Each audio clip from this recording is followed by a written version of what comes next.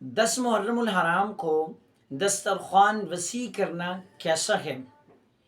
حضرت عبداللہ بن مسعود رضی اللہ تعالی عنہ سے روایت ہے کہ جو امتی یوم عاشورہ یعنی 10 محرم الحرام کو اپنے اہل و عیال پر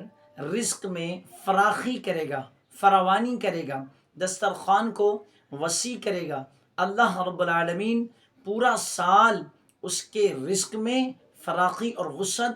اور اللہ پاک پورا سال اس کے لیے خیر و برکت عطا فرمائیں گے۔ یہ حکم نہ تو فرض ہے نہ ہی واجب ہے، اس کو سنت کہنا بمشکل ہے، البتہ ہمارے بزرگوں نے، اکابر نے اس کو مباح کہا ہے۔ یعنی اگر کوئی شخص یوم عاشورہ 10 محرم الحرام کو عام دنوں کی بنسبت اپنے اہل و عیال پر دسترخوان تھوڑا زیادہ وسیع کرتا ہے، کھانا اچھا بناتا ہے، اللہ رب العالمین اس شخص کے لیے پورا سال رزق میں فراوانی عطا فرماتے ہیں۔ البتہ جس حدیث میں یہ آیا ہے کہ جو آدمی 10 محرم کو اپنے اہل و عیال پر دسترخوان وسیع کرتا ہے، یہ حدیث ضعیف ہے، جبکہ اس کے مقابلے میں جو صحیح حدیث ہے وہ یہ ہے کہ جو بندہ 10 محرم الحرام کو روزہ رکھتا ہے، روزہ رکھنے کی فضیلت، روزہ رکھنے کا حکم آپ علیہ الصلاۃ والسلام نے ارشاد فرمایا، بلکہ آپ صلی اللہ علیہ وسلم نے ارشاد فرمایا جو شخص یوم عاشورہ کا روزہ رکھتا ہے اس کے 1 سال کے گناہوں کا کفارہ ہے۔ اب بعض لوگوں کا کہنا یہ ہے کہ یہ جو حدیث ہے کھلانے پلانے والی، دسترخوان وسیع کرنے والی، اس کو افطاری کے وقت میں لیا جائے، یعنی روزہ رکھ لو، جب افطاری کرو گے تو اس میں لوگوں کو کھلاؤ پلاؤ اور دسترخوان وسیع کرو۔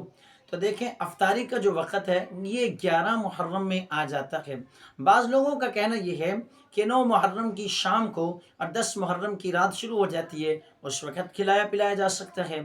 تو اب دیکھیں جس حدیث میں یہ الفاظ ہیں کہ 10 محرم کو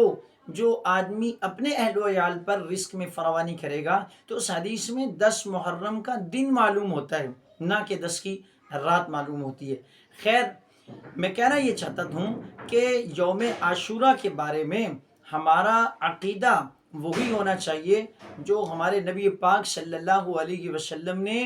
اپنے صحابہ کرام رضوان اللہ تعالیٰ علیہ مجمعین کو سکھایا۔ ہمارا طریقہ درست ہونا چاہیے، ہمارا طریقہ وہ ہونا چاہیے جو ہمارے پاک پیغمبر حضرت محمد صلی اللہ علیہ وسلم نے اپنے صحابہ کرام رضوان اللہ تعالیٰ علیہ مجمعین کو بتایا اور سکھلایا، اور اسی طرح صحابہ کرام رضوان اللہ تعالیٰ علیہ مجمعین نے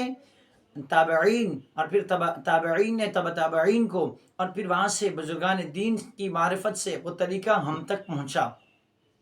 دیکھیں کہ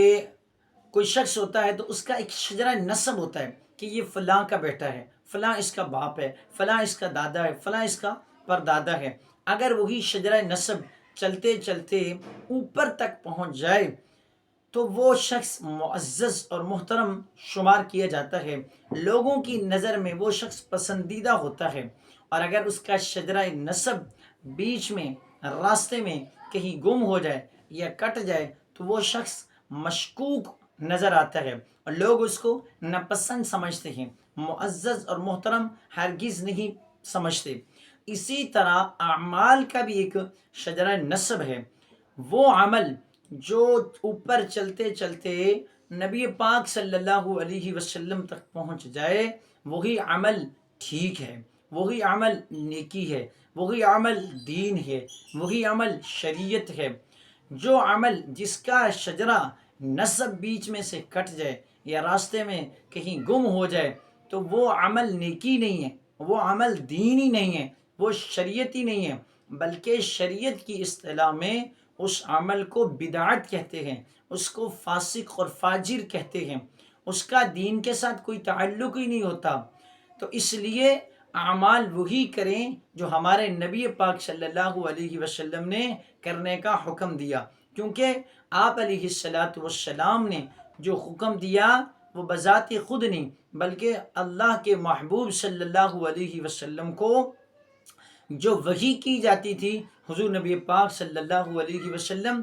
وہی ارشاد فرماتے تھے۔ چنانچہ قرآن مجید میں اللہ رب العالمین نے محبوب علیہ السلام کے بارے میں کیا ارشاد فرمایا کہ وما ینطق عن الہوا، کہ محبوب کبھی بھی اپنی خواہشات کے مطابق نہیں بولتے، ان ہوا الا وحی یوحا، بلکہ وہ تو وہی بولتے ہیں جو ان کو وحی کیا جاتا ہے۔ اور آپ صلی اللہ علیہ وسلم نے جو اعمال بتائے ہیں ان میں یہ عمل ہرگز نہیں ہے جو آج دور حاضرہ میں ہم کر رہے ہیں۔ آج یہ سمجھا جاتا ہے کہ جس نے 10 محرم کو کھچڑی نہ بنائی یا حلیم نہ بنائی تو اس کے لیے تو 10 محرم آیا ہی نہیں، وہ اس کو ضروری اور فرض قرار دیتے ہیں۔ البتہ یہ آیت جب نازل ہوئی الیوم اکملت لکم دینکم واتممت علیکم نعمتی ورضیت لکم الاسلام دینا، کہ آج کے دن میں نے تمہارے لیے تمہارے دین کو مکمل کر دیا، تو اس وقت یہ کھچڑی اور یہ حلیم نہ تھی بلکہ یہ ابھی کی پیداوار ہے، لوگوں نے اس کو اپنی طرف سے گھڑ لیا، یہ ٹھیک نہیں ہے۔ ہاں البتہ جیسا کہ میں نے عرض کیا ہے کہ مباح کے درجے میں ہے، اگر کوئی شخص اپنے اہل و عیال پر عام دنوں کی بنسبت 10 محرم الحرام کو تھوڑا سا دسترخوان میں وسعت دے دے تو یہ مباح ہے، یعنی جائز ہے، کر سکتا ہے، بس اتنا ہی ہے، اس سے زیادہ فرض واجب کا درجہ نہیں ہے، بلکہ اس کو سنت کہنا بھی بمشکل ہے۔ بعض لوگوں کا نظریہ یہ ہے کہ 10 محرم الحرام کو جو عظمت ملی، جو شان و شوقت ملی، وہ حضرت امام حسین رضی اللہ تعالیٰ عنہ کی شہادت سے ملی۔ اس میں کوئی شک نہیں کہ امام علی مقام حضرت حسین رضی اللہ تعالیٰ عنہ کی شہادت کا واقعہ 10 محرم الحرام کو پیش آیا، اور حضرت حسین کی جو شہادت ہے بڑی دردناک اور المناک شہادت ہے، بڑے مظلومانہ طریقے سے حضرت امام حسین رضی اللہ تعالیٰ عنہ کو شہید کیا گیا،